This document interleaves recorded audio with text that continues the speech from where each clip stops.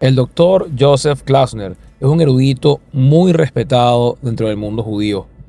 ¿Qué tiene que decir referente a si Pablo era alumno o no de Gamaliel? En su famoso libro De Jesús a Pablo, él escribe: muchos eruditos judíos dicen que Pablo no era alumno ni aprendió la Torá de Rabban Gamaliel, ya que Pablo era un ignorante, puesto que dice sobre un versículo de Isaías: en la ley, la Torá está escrito. Pero esta evidencia es contradictoria y podría probar lo opuesto. Una expresión como esta sería apropiada y natural en boca de un discípulo de Rabban Gamaliel, pues a los ojos de los fariseos y los Tanaim todo era Torá. Los 5 libros de la Torá, los profetas y los escritos eran Torá por igual. Rabban Gamaliel solía sentarse y enseñar: la mujer está destinada en los días del Mesías a dar a luz todos los días, pero ese discípulo se burló de él. En otra ocasión, Rabban Gamaliel se sentó y enseñó: los árboles están destinados en los días del Mesías a dar fruto todos los días. Nuevamente, ese discípulo se burló de él.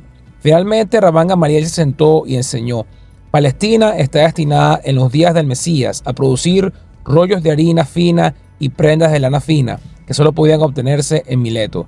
Una vez más, ese discípulo se burló de él.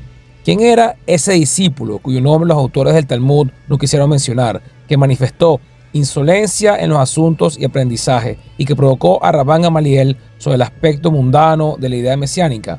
Solo Pablo podría haber sido señalado en las palabras ese discípulo, el discípulo de Rabban Gamaliel que se desvió.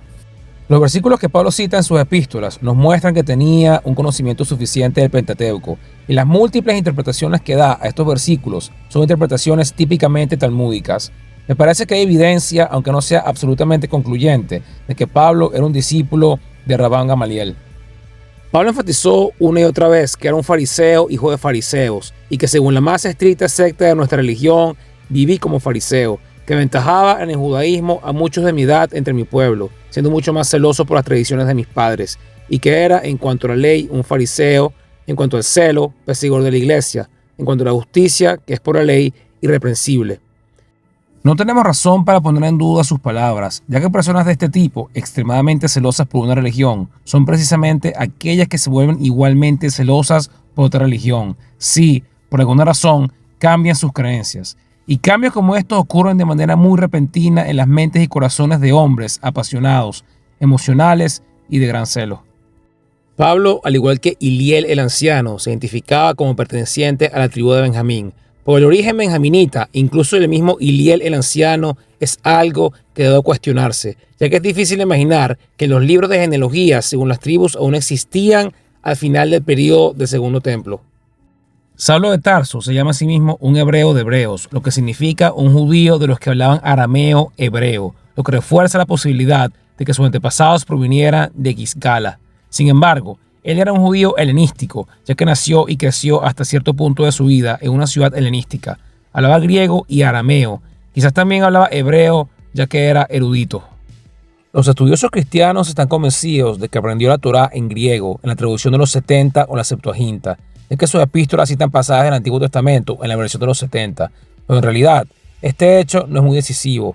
Es posible que se estuviera facilitando el trabajo copiando citas bíblicas de la ya preparada traducción griega.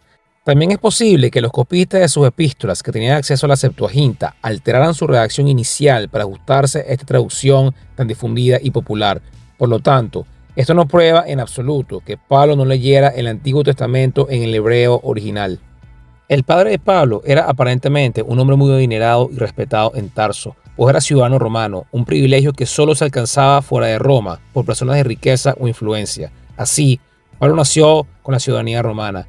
Esto le fue de gran utilidad a lo largo de su vida, e incluso hacia el final de su vida lo salvó de la muerte.